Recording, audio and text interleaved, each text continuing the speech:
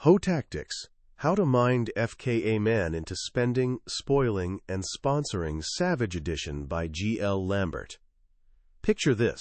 A young woman sits in a London seminar, watching her favorite relationship author speak. She's convinced she's just there as a fan, perfectly happy in her relationship. Or at least, that's what she keeps telling herself. But after the event, during a quiet private moment, her carefully constructed facade shatters. The tears come, and so does the truth. Her boyfriend has cheated on her. Twice. He's unemployed, living rent-free in her apartment, always promising to look for work but somehow never quite getting around to it. Meanwhile, she's been playing the perfect girlfriend, cooking and cleaning and sacrificing, desperately hoping to earn his love. The author listens without judgment. When she finally finishes, he doesn't lecture her or tell her what she did wrong. Instead, he holds up a mirror to her situation, helping her see what she'd been refusing to acknowledge. Then he reaches into his bag and pulls out a book, his last copy, one he'd been saving for someone else. He hands it to her with a knowing smile. The book was called Ho Tactics, and for this young woman it became the beginning of everything changing. That story, straight from the book's foreword, captures what makes this controversial guide so powerful. Ho Tactics by G.L. Lambert isn't what you might expect.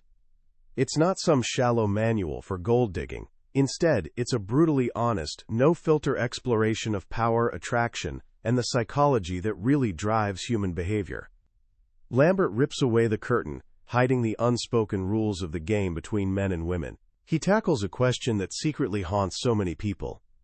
Why do some folks who seem to break every rule get everything they want, while others who follow all the rules and try to be good end up consistently undervalued and left behind?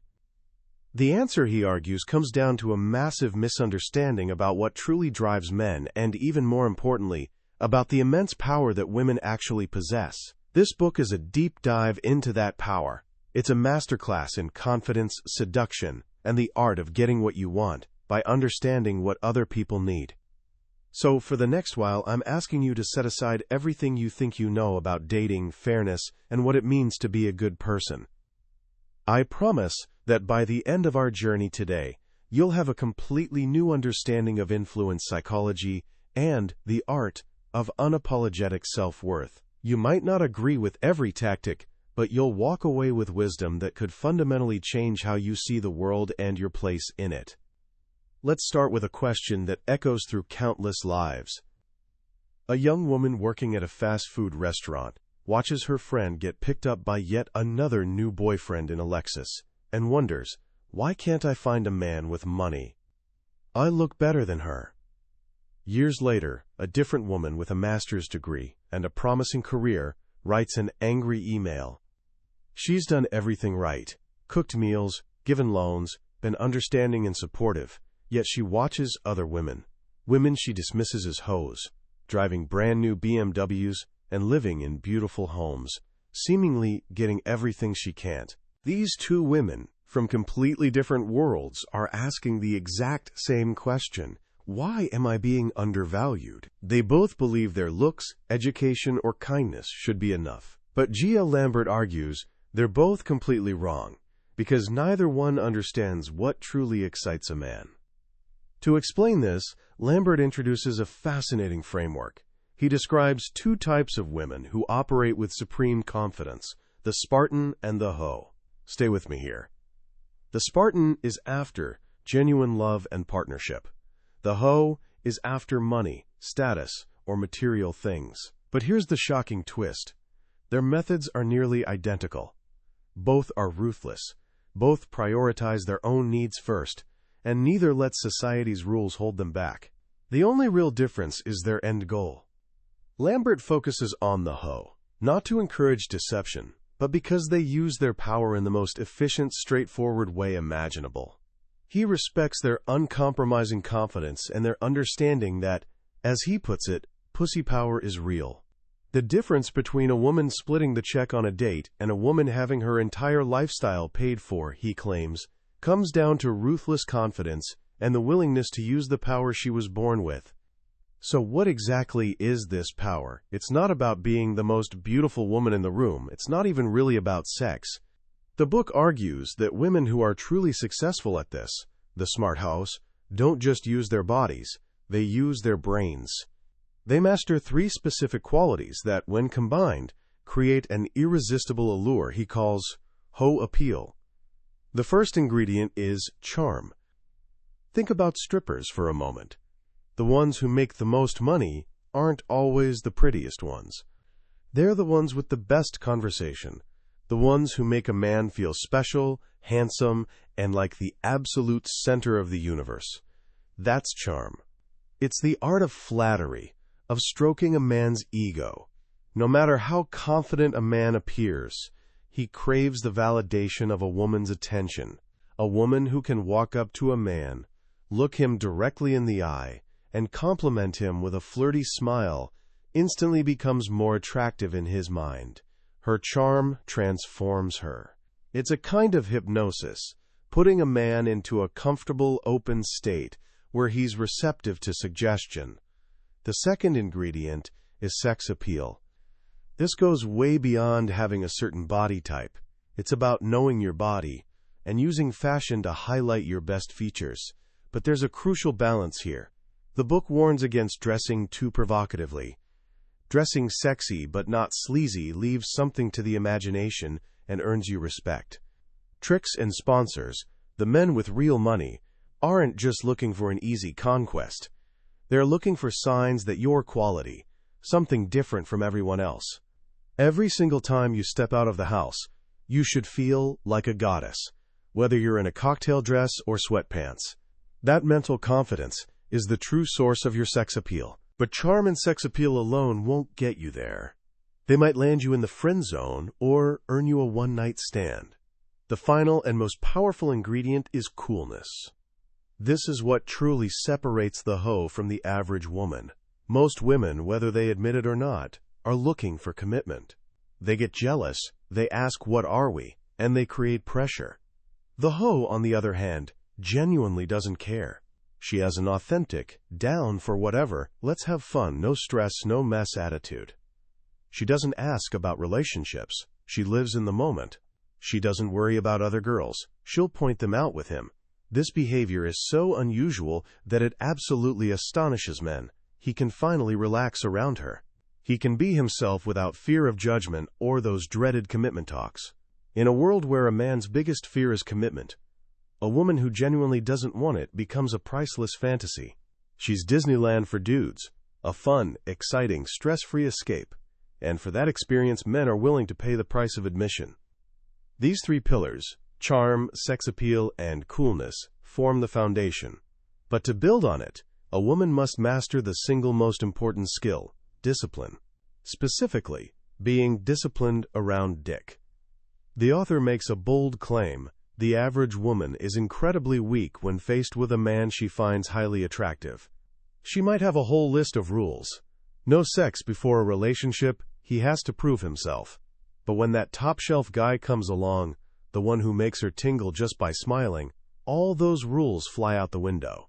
This isn't love. It's a powerful biological urge that most women misdiagnose as a deep connection. Lambert calls it sex bias. A smart hoe, in contrast, understands this urge and controls it. She knows that the moment she gives a man sex, her leverage vanishes, so she abstains.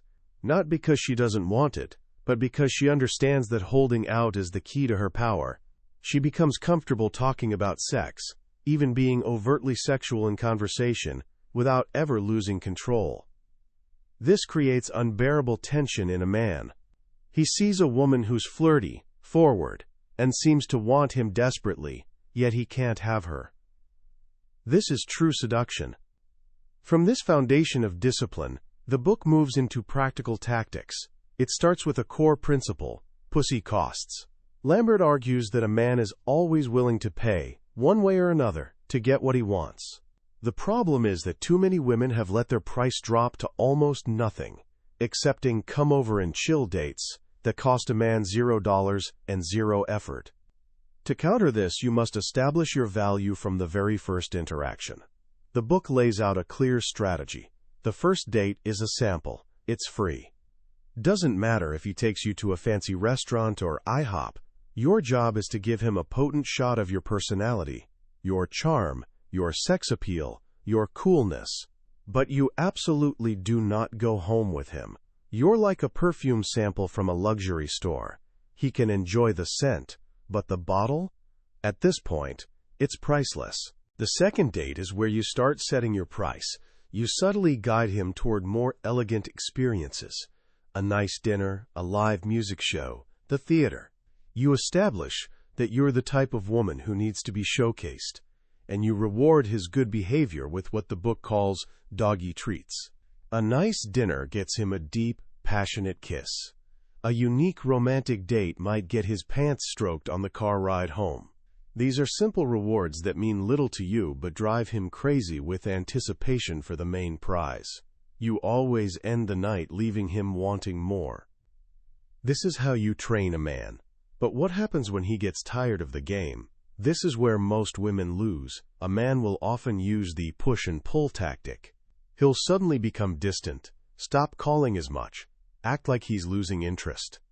A typical woman panics, fears abandonment, and chases him, often offering sex to recapture his interest.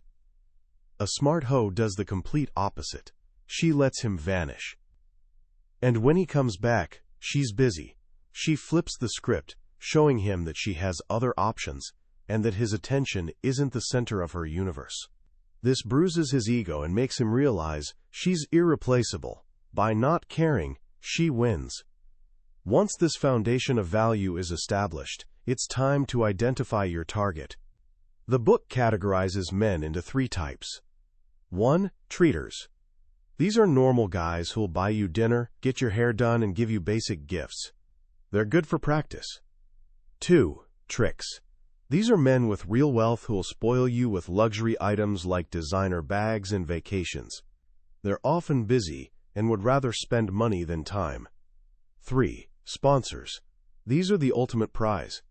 They're often older men with I don't give a fuck money who'll cover major expenses like tuition, rent, or a car lease.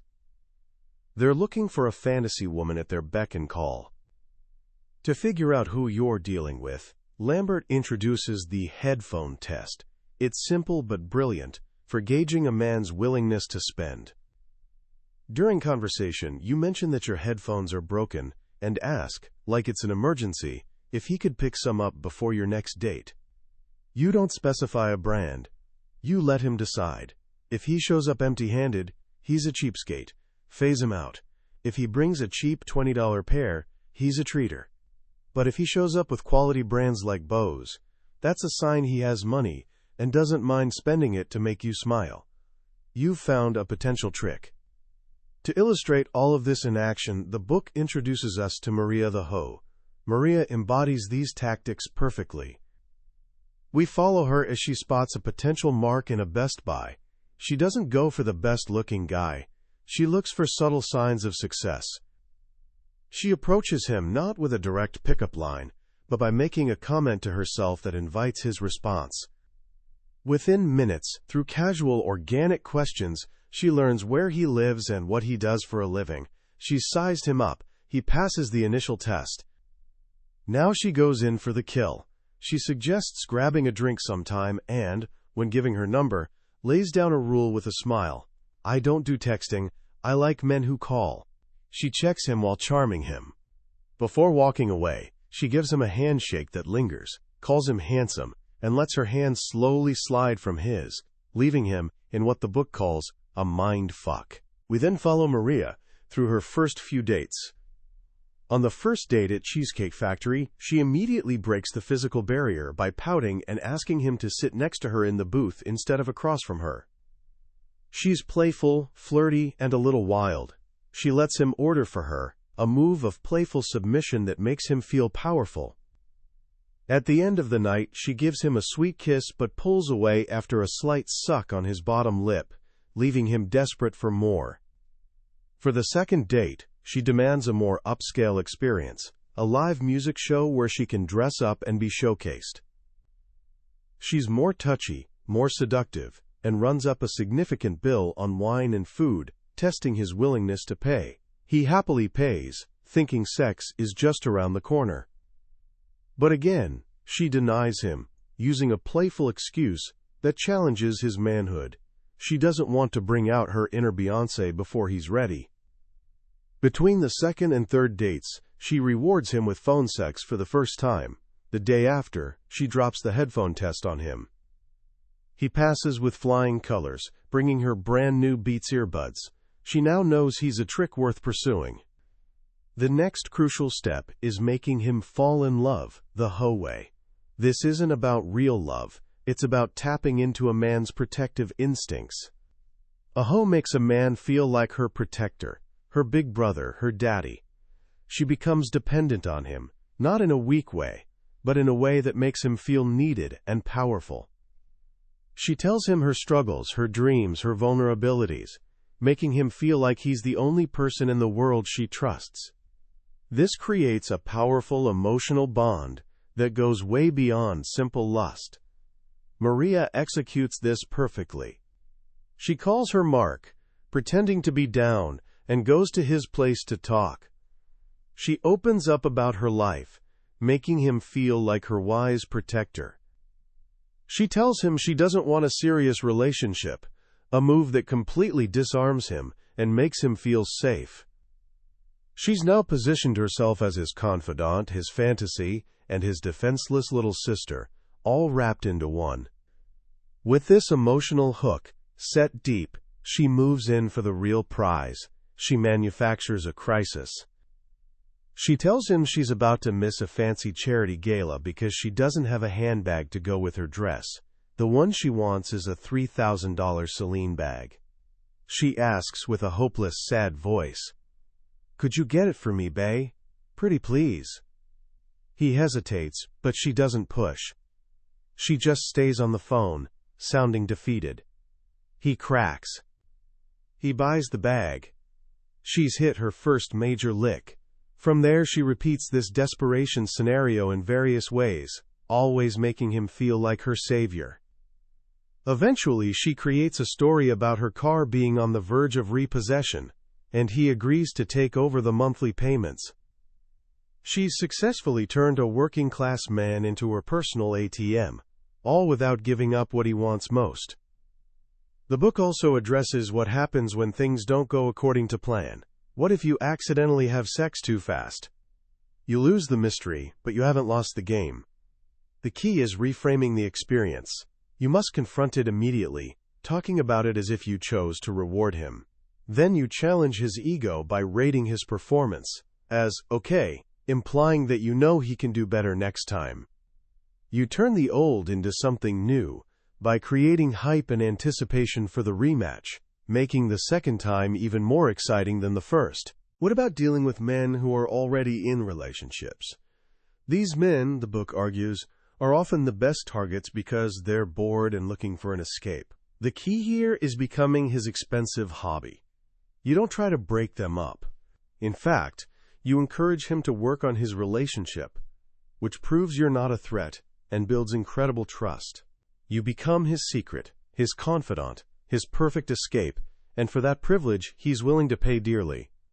Finally, the book explores the ultimate transition, how to go from hoe to housewife. It argues that many successful men, even when they know they're being played, will choose to marry a hoe over a good girl. Why? Because the hoe is fun, exciting, and makes him feel young. She represents a fountain of youth. She understands his ego and knows how to keep him engaged in ways that a more traditional partner might not. The marriage becomes a business arrangement, a partnership where she provides excitement and he provides security. At its core, Hoe Tactics isn't just a manual for manipulation. It's a dissertation on the power of supreme self-confidence. It teaches that your value isn't determined by what society tells you, but by what you demand. It's a raw and sometimes uncomfortable look at the transactional nature of human desire, but its central message is one of empowerment. Understand the game, know your worth, and never, ever be afraid to ask for what you want. So after all of that, what do we actually take away from a book like Hoe Tactics? It's easy to dismiss it as cynical or immoral, and let's be clear, it is a playbook for manipulation. But if we look past the provocative language, There's a deeper, more profound lesson here that I think is incredibly valuable, especially in today's world. The most powerful lesson in this book isn't about how to get a man to buy you a handbag. It's about the staggering power of unapologetic self-worth. Lambert's central argument is that the world doesn't give you what you deserve. It gives you what you have the audacity to ask for. The hoe wins not because she's deceitful, but because she operates from a place of absolute, unwavering belief in her own value. She doesn't hope a man will see her worth. She sets the price and is perfectly willing to walk away if he won't meet it. How many of us go through life doing the complete opposite? We hope our boss will notice our hard work and give us a raise. We hope our partner will appreciate our sacrifices. We hope the world will be fair. This book suggests that hope is a losing strategy. The winners aren't the ones who wait to be valued, they're the ones who declare their value. And how do they do that? By mastering human psychology. This book is a masterclass in understanding what truly motivates people, especially the male ego. It's about understanding the need for validation, the fear of commitment, the thrill of the chase, and the desire to be a hero. Whether you use that knowledge to get a car lease or to get a promotion at work, the principles are the same. It's about making the other person feel seen, understood, and powerful, which in turn gives you power over them. What's truly fascinating is the idea of the good time girl. In a world so full of stress, anxiety, and pressure, the book argues that the most valuable commodity you can offer someone is an escape. A person who's fun, low pressure, and brings positive energy becomes indispensable. This is a powerful lesson for any relationship, personal or professional.